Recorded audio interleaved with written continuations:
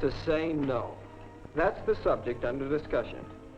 And there are plenty of times in life when you have to say no. Fortunately, sometimes it's easy. Saying no most of the time is as simple as this. No. Thanks for asking me, but... Yes, sometimes just plain no is best. But sometimes such a direct no would offend people, cause you to lose your friends, make you seem to disapprove of them. And if you just take a subscription for only 1 year, I can get that bicycle. Well, new suit, new hat, new gloves. Do you like them? Well, we're through with that guy. Yeah. Too chicken to pick up some dames with us. You're coming, aren't you, Johnny? Well, how can you say no and still keep your friends? Now, that's quite a problem sometimes. Well, let's sit in on a discussion of that problem. Come in. Here's some of my friends. I think you'll find they have helpful opinions. I'd like to present Marty and Lucy, Nora, and Howie. Hi, gang. Oh, and I'm Bill. Well, we're going to discuss saying no and still keeping your friends. But you'll see better what we mean if we get right to our example. Marty, I believe you had an incident you wanted us to discuss. Well, Go ahead. well, the fellows and I often stop somewhere for a snack after a game or after practice. It's usually just an ordinary place where you can get a good sandwich. But sometimes the fellows pick a tavern. And then... No service here. Well, how about it? Let's have a drink. A drink? Sure, swell idea. Well, I dare you. What do you mean, dare? A drink never hurt anybody, eh, Marty?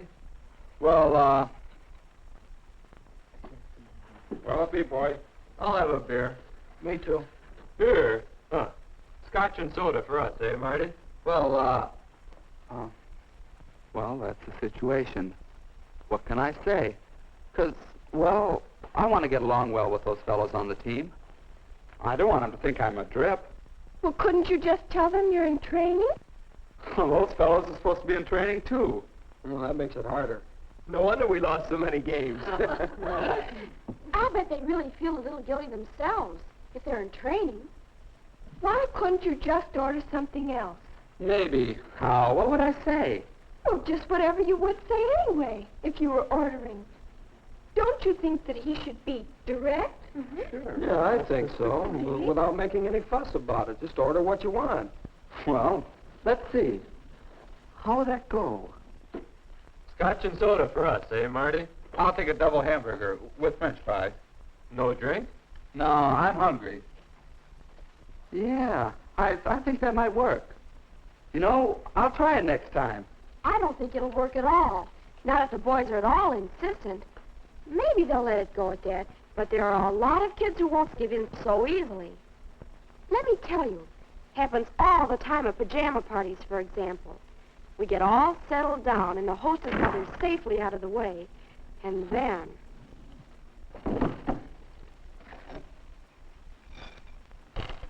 Boy, I'm dying for a smoke.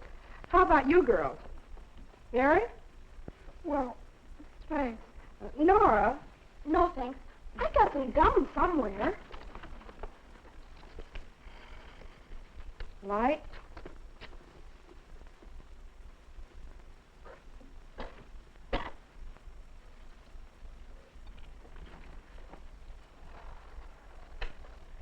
Sure you won't, Nora. No, thanks, really. I'd rather have the gum. Oh, come on, Nora. Be a good sport. Yes, try it. Just this once.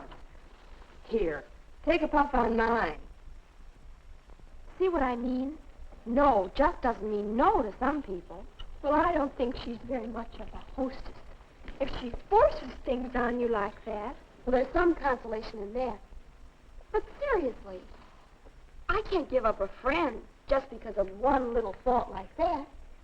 How could I say no and really make it stick? Why don't you try some parlor tricks? You can always distract attention with a good card trick. Here, Oh, take card, Howie. take card, take card. Come on. You're the one that's distracting now. No, wait. Distraction is an answer. Oh, I don't mean card tricks, but you can say no and change the subject. Bring up the latest gossip. Sure, maybe. Could be. You see? Oh, Howie. Well, let's see how that might work. Here, take a puff on mine. No thanks, Rose. Oh, go ahead. Say, have you heard about Ted and Margaret breaking up? No. Well, who's she out after now? Yes, what's the story? Well, I guess that that may be a pretty rosy version of what would happen. It might work, though. See, distraction. Change the subject. It takes more than changing the subject to... Well, what about the problem of boys? Their hands, you know. Lucy, you promised not to tell. Oh, I didn't mention any names. But seriously, I've run into problems like this a lot. You get home from a date, and it's still early enough to stay outside for a while. To talk. Some talk. It's a funny thing. This boy has probably been good company on the date. But just give him half a chance alone, and there's just no stopping him. Moral, don't spend time alone with him. Simply don't get into a situation like that. Oh, it isn't quite as simple as that, is it? He has to take you home sometime. So you ask him in. Your folks are up, and you have something to eat in the kitchen, and then you say goodnight. That's a help, all right. But really, you can't help getting into situations where petting's likely to start. When you date in the car, at the movies, even in your own home, watching television. You know, I never thought of that before. Well, why don't we take some cases, starting with yours, Lucy, and show just how you can say no. All right.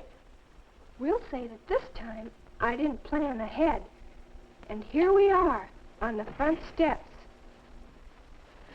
Tell me, what are you going out for in the track meet next Saturday? Oh, the relays, I guess. Oh, how wonderful. Or take the case of the girl who finds herself in this situation. Say, is anybody else hungry? How about it, you two? Couldn't we go someplace for something to eat? Just a minute. I'm not sure those are very good examples. That poor guy in the front seat of the car sure was mad. And the other But, guy... Bill, it's not easy, you know. Why, you have to have a whole bag full of tricks to handle situations because each one is different. That's right. And fellas react differently. Seriously, You? Serious? you girls seem to think it's always the boy who starts things. Oh, naturally. Oh, no, Lucy. Sometimes we're partly to blame. We invite a little attention. Goes on, and then it's hard to stop. There are times when it's up to the boy to say no. Some fellows seem to think that petting's, well, the thing to do. And some girls think that they have to permit it for date insurance. Well, each of us has to set his own standards, I guess. Yes, but those standards vary with a lot of things. If you really like a boy, you want to be close. You want to hold hands, maybe a goodnight kiss, and so on. It's the and so ons that are troublesome. But, well, I think the important thing is to know yourself and your standards. Know when and how you're going to say no, but in advance. Even then, it takes all the ingenuity you have. Well, I think we've cleared the air a bit. And we've outlined some skills in saying no and still keeping your friends. I think we ought to list them again and review. Yeah, we better. Lucy? Try to avoid difficult situations. Howie? Distraction. Change the subject. Nora? Know exactly when you want to say no and be definite. Marty? And then say no. Friendly as possible, but still no. But don't be too preachy. Well, I think there are some good ideas here. What do you think? How about talking this problem over? It's worth some effort to learn how to say no and still keep your friends.